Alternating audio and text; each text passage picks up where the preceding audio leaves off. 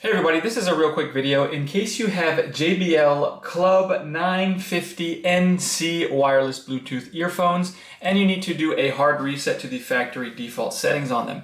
You're going to want to do this reset for one of two reasons. The first one is troubleshooting in case these headphones are not working because they're not connecting to your Wi-Fi or not connecting to your Bluetooth, or they're not syncing or pairing with your phone or other device, or anything like that can very often be fixed with a factory reset. Now, if it doesn't fix it, or you decide you just want to get a new set of headphones, you can check. I'll put a link in the description to a good set of headphones at a good price. But anyways, the second reason you might want to do this is just for whatever reason where you want to delete all the pairing history and everything like that. So you can set these headphones up basically like you're just taking them out of the box for the first time.